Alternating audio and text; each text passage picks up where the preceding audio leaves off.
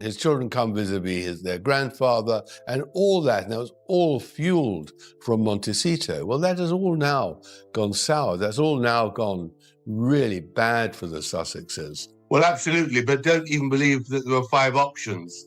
What you really saw were Harry's and Meghan's fantasy narrative, which they call the truth. These are people who are famous, seek to influence us, seek to profit from their fame, and seek in one way or to manipulate their image as they stay up the greasy pole. And that was entirely Meghan's making, because she wanted to go back to California. So the Queen rightly said she's brainwashed him. They're struggling now. I mean, that's the truth. They're struggling financially. They're struggling reputationally. On what I think is a much bigger threat to the royal family than Andrew. Well, yeah, I think that's the problem. But they play the Diana card, just as I would say that, unfortunately, in some way, Meghan plays the race card. It's always the victim. And the victim is always gets unquestioned sympathy without question. That's the way it plays at the moment in society.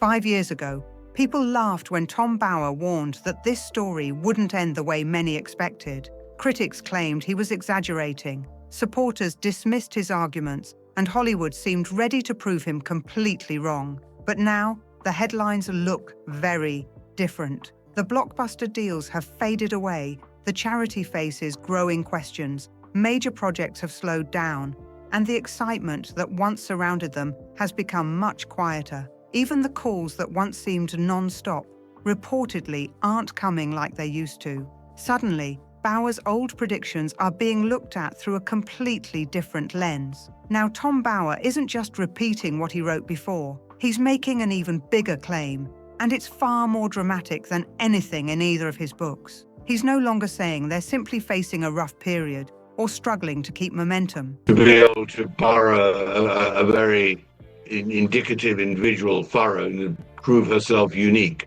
and has consistently failed to do that. And the reason why, I may just say why it's so fascinating, is because, of course, they are global characters, they're global celebrities.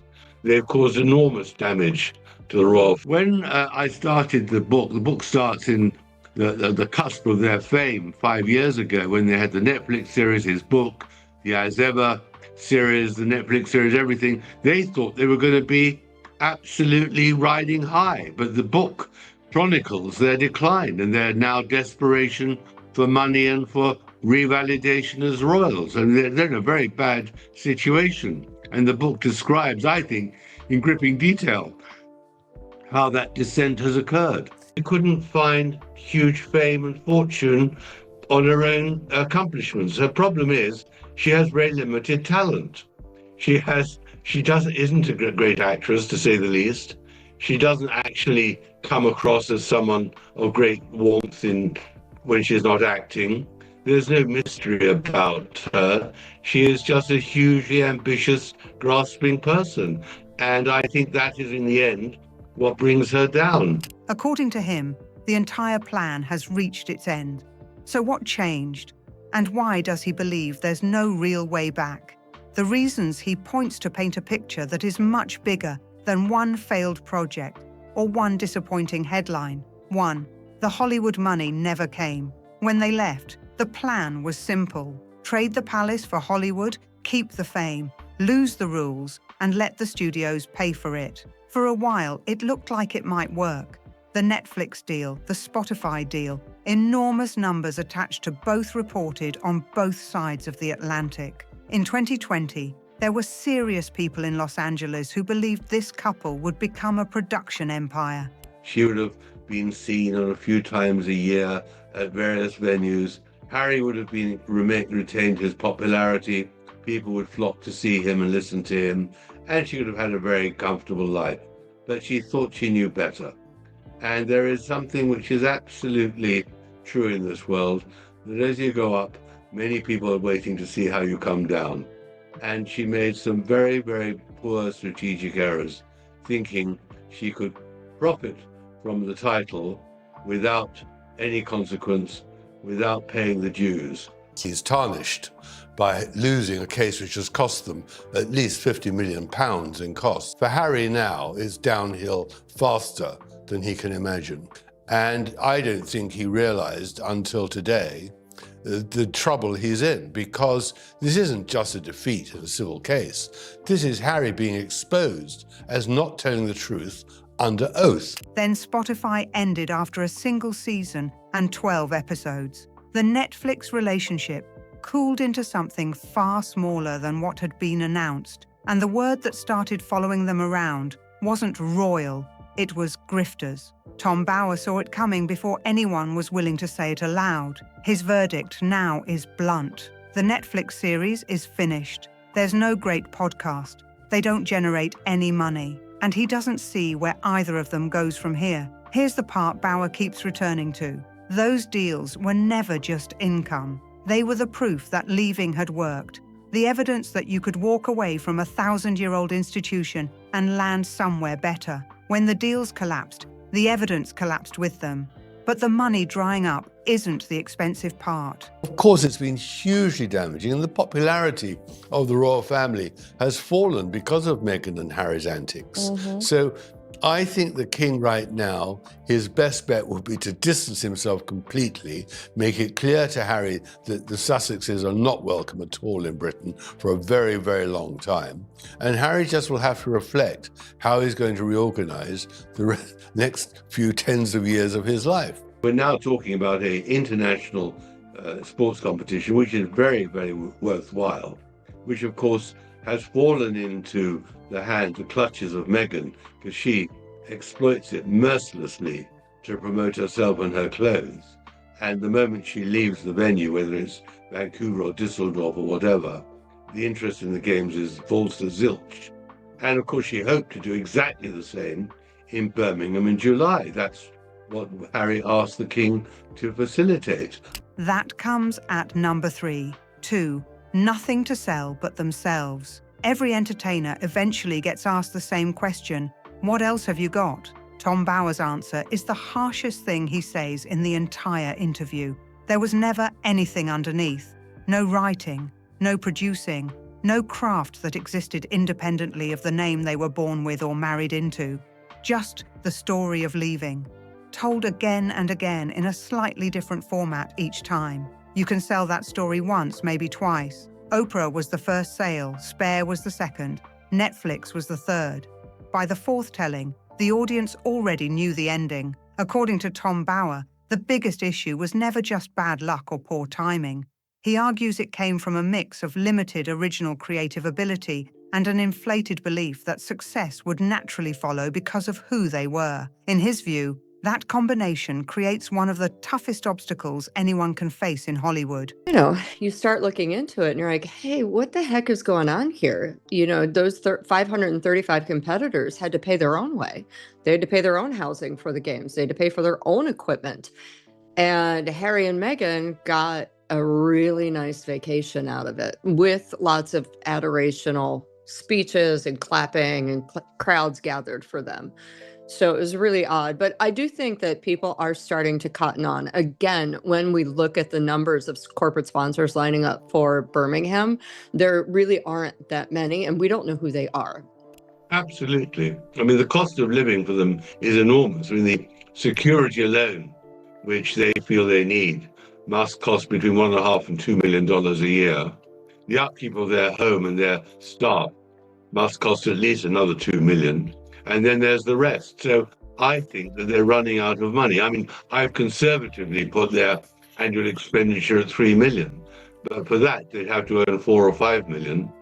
And it's you know, they're running out of money because they run out of people to interest to buy their story. And that's why I think in the end, they'll be desperate to come back to Britain to revalidate and reconcile with the royal family. Where expectations are high and patience runs out quickly. Once that reputation begins to spread, turning it around becomes much harder than getting it in the first place. Los Angeles has a reputation for overlooking almost anything, except one thing, being unable to keep people interested. The industry has worked with difficult stars, demanding personalities, expensive productions, and even unreliable talent. But what it rarely tolerates for long is someone who can't consistently attract an audience or deliver results. That's where Bower sees the biggest irony. The couple insisted they wanted to be judged on their own achievements instead of their royal titles. Eventually, Hollywood did exactly that. 3. The legal bill. Harry has spent years in British courtrooms. Some of it he'd describe as principle, and some of it probably is. But litigation costs money, and in Britain, when you lose, you very often pay the other side's cost as well as your own. The case against the publisher of the Daily Mail went against him. The legal costs reported since run into figures most people would call life-changing. Tom Bower thinks the money is the smaller problem. His warning is that if these cases keep going badly, Harry ends up branded as a man whose evidence wasn't viewed as honest or sincere by the court. And Bower reaches for a specific comparison when he says it. Andrew. That word was chosen deliberately. It isn't a comparison about behavior. It's a comparison about what that family does with someone once the courts have finished with them. Andrew wasn't pushed aside because of one single event. According to Bower's comparison, it happened when his presence became a burden the institution believed it could no longer carry. The monarchy has already shown it will distance itself from a family member when it believes protecting the institution comes first. Everyone watched that process unfold, and now Harry finds himself facing intense public scrutiny while his own legal battles continue to shape how many people view him. Number 4 is the one Bower believes cuts the deepest on a personal level. 4. Invictus is losing its backers. Whatever anyone thinks of Harry, Invictus is the real thing. Wounded servicemen and women competing, rebuilding, finding something on the other side of what happened to them. It remains his strongest achievement, and the project most people point to when discussing his public legacy. Very few serious commentators dispute that. Now, according to Bower, attracting sponsors has reportedly become more difficult.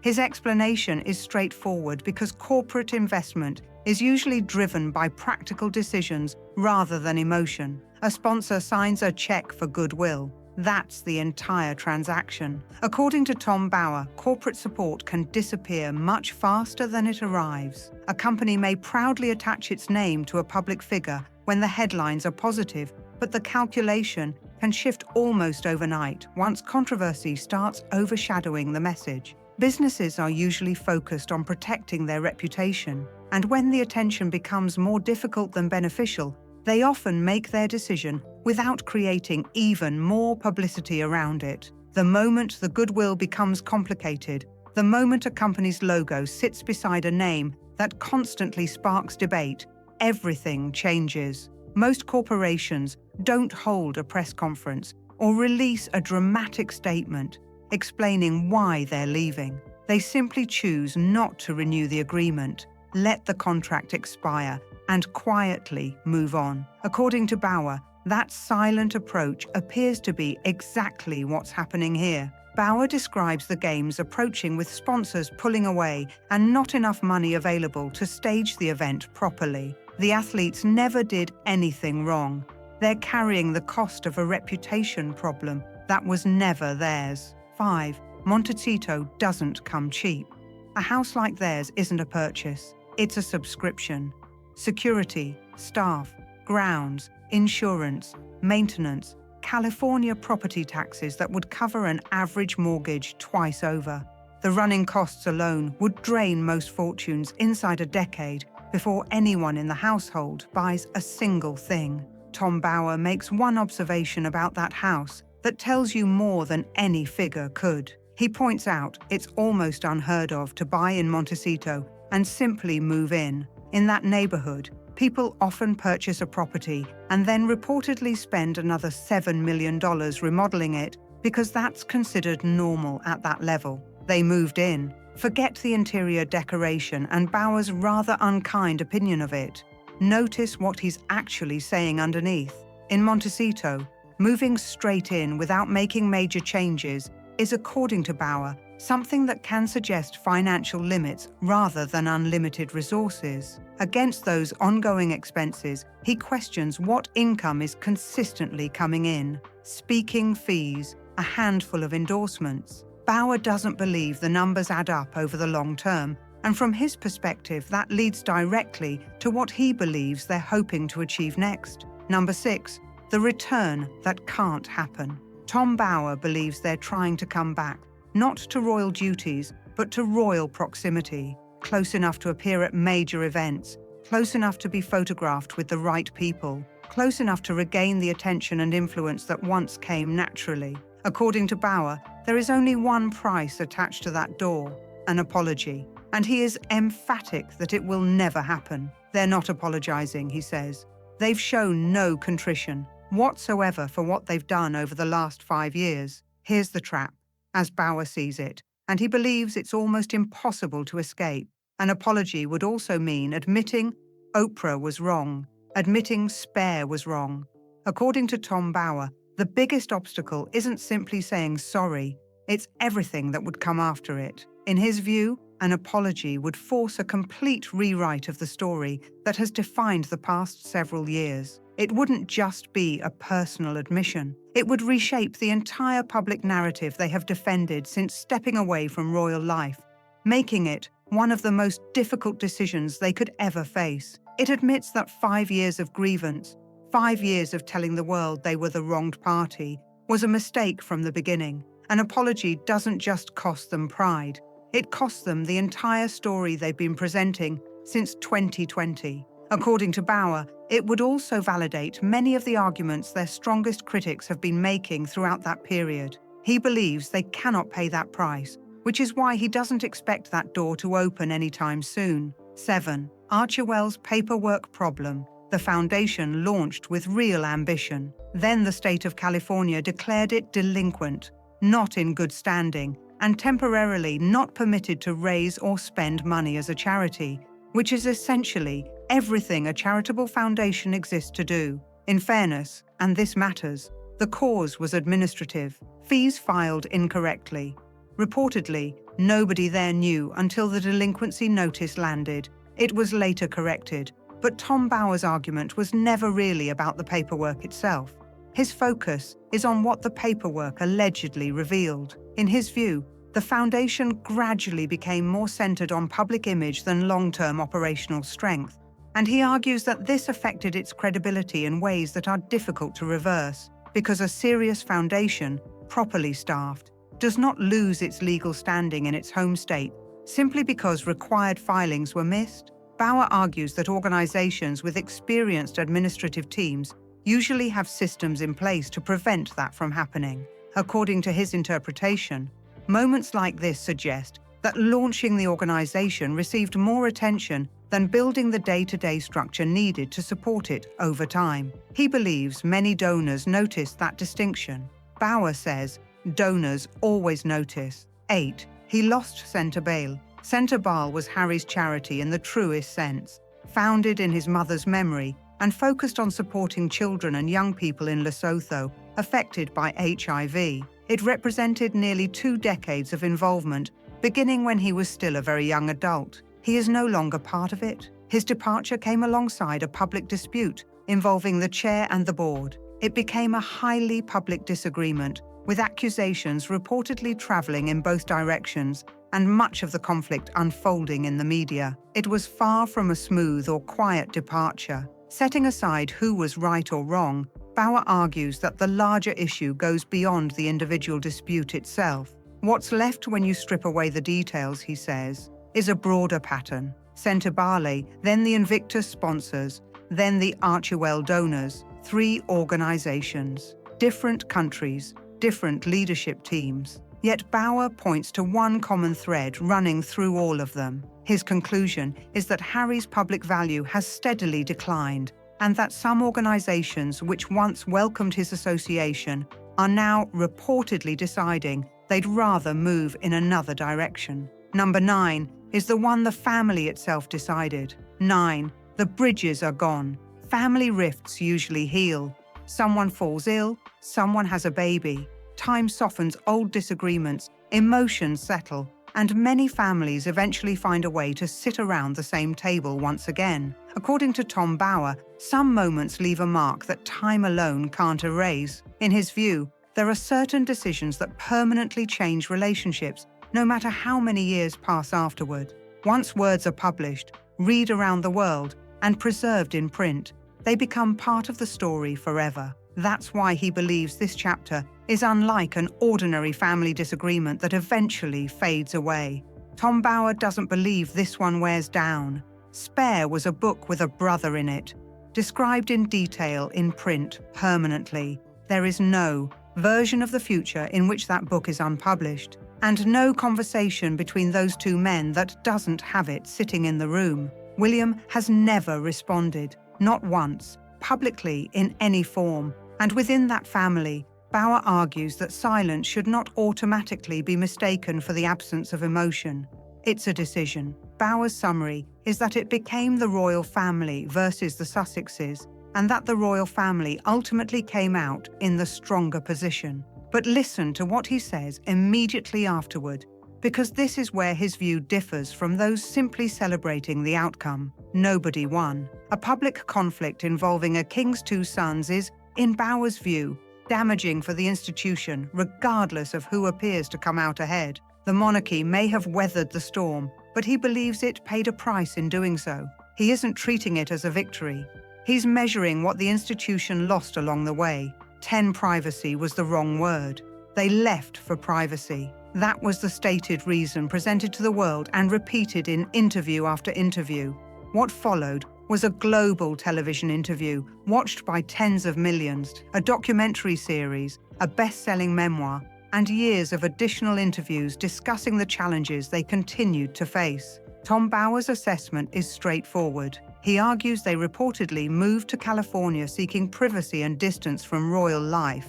Yet over time, their public profile became even larger than before. But then, Bower shifts his attention somewhere unexpected, toward the king. His opinion is that Charles handled the situation too cautiously throughout much of the process. Bower argues he should never have agreed to royal titles for the Sussex children after Queen Elizabeth II's death. Instead, he believes Charles should have formally clarified that Harry and Meghan were no longer serving as working representatives of the monarchy, draw the line, announce it publicly, and remove the uncertainty that both supporters and critics have continued debating ever since. Versions of that argument have circulated among royal commentators for years. When Tom Bower makes it, however, it carries additional weight because it comes from someone who has spent years examining the royal family and publicly defending his conclusions. Whether people agree with him or not, his comments inevitably become part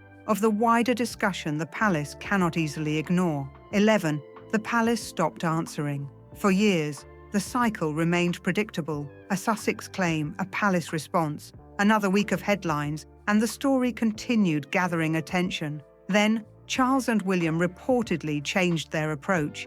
No rebuttals, no briefings, no anonymous palace sources, nothing. According to Bower, many of those stories began fading within a day because there was no ongoing exchange to keep them alive. He explains that a claim without a counterclaim stops looking like a public battle. Instead, it becomes one side speaking, while the other refuses to engage, and editors often find it much harder to stretch that into a week of headlines. The oxygen came from the response, and the response stopped. Bower believes the king's strongest strategy is to continue creating clear distance and leave no uncertainty about the Sussexes' current position within the institution. In his view, the monarchy's most effective move over the past 5 years wasn't launching another public fight, it was choosing not to. But number 12 is the one Bower believes no public relations strategy can truly solve. 12. Sympathy has a shelf life. In March 2021, many people watched the Oprah interview and genuinely felt compassion for Harry and Meghan. That reaction was real, sincere, and widespread at the time. But Bower argues that public sympathy naturally fades unless the story reaches a conclusion. People empathize with someone's struggle, hope they overcome it, and eventually expect the next chapter to begin. That's the arc audiences want and the arc they'll pay for. According to Tom Bower, the biggest shift wasn't another headline or another interview, it was the audience itself. Public attention can be incredibly powerful, but it can also fade without much warning. In Bower's view, That's exactly what happened here. He argues the conversation gradually changed from intense curiosity to growing fatigue, and once people stop feeling emotionally invested, winning that attention back becomes one of the hardest challenges anyone in the public eye can face. What the audience got instead was 5 more years of essentially the same grievance, presented through different interviews, documentaries, books, and public appearances. Bauer argues that sympathy doesn't last forever if the story never seems to move forward. It doesn't always transform into hostility. Often, it becomes something far more difficult for public figures to overcome: indifference. When people stop feeling either support or anger and simply stop paying attention, rebuilding that connection becomes much harder than facing criticism in the first place. Bauer describes a couple who developed a public style where being viewed as victims eventually became just as important as being viewed as successful. He believes that approach no longer resonates the way it once did. According to his assessment, many companies have become increasingly cautious about partnerships because they prefer to avoid controversy, while the level of public fascination that once surrounded the couple has gradually cooled over time. 13. The people who left. This is one of Bauer's quieter observations, and he delivers it with noticeably less drama than many of his other arguments. Harry grew up surrounded by people who knew him long before worldwide fame defined his life. Army friends who reportedly cared little about his title, former classmates, cousins, household staff who had watched him grow from childhood, including the difficult years following the loss of his mother. Many of those relationships have reportedly faded, some because of physical distance, some because life naturally moved people in different directions. Others, Bauer suggests, because the memoir made remaining close to Harry feel far more complicated than it once had. His observation is that Harry exchanged one world for another filled with famous faces. In Britain, Bauer argues, Harry occupied a unique place that no one else could. In California, however, he became one celebrity among many, attending the same events as countless other recognizable names. According to Bauer, that shift changed far more than many people realize. Reports continue to suggest that Harry misses home, misses familiar surroundings, and misses parts of the life he left behind.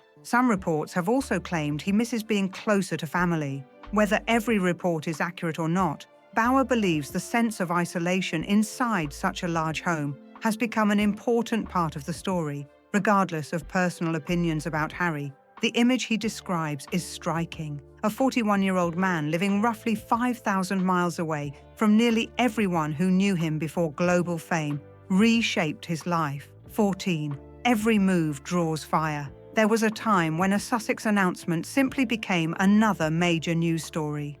Now, according to Bauer, almost every announcement immediately becomes the starting point for another public debate. The reported Australia plans generated petitions opposing the visit alongside renewed discussion over security costs. His visits to Britain frequently produce more headlines about the circumstances surrounding the visit than about the actual reason he travelled. The original purpose often fades into the background, while the controversy becomes the main attraction. Tom Bauer argues that this isn't simply a media issue, but a positioning issue.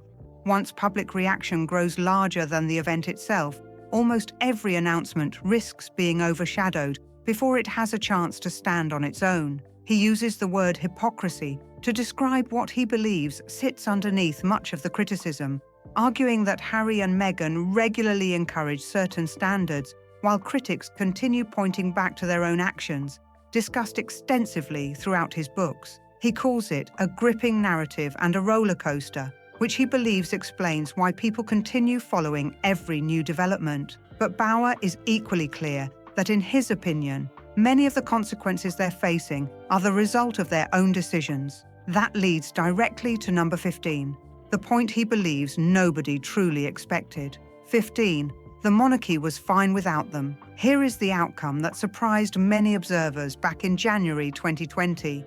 The institution absorbed the loss and continued moving forward. Charles became king. William stepped into a larger role. Catherine returned, following serious illness, to a wave of public support. Royal engagements continued. Overseas tours continued. Christmas gatherings at Sandringham continued. life inside the monarchy carried on, and to many observers, the official photographs looked remarkably unchanged. Nothing actually collapsed overnight. But Tom Bower's final conclusion may be the most hard-hitting point of the entire interview. Instead of being remembered for what they contributed to the monarchy, he believes Harry and Meghan will ultimately be remembered for the long-running conflict that came to define their public story.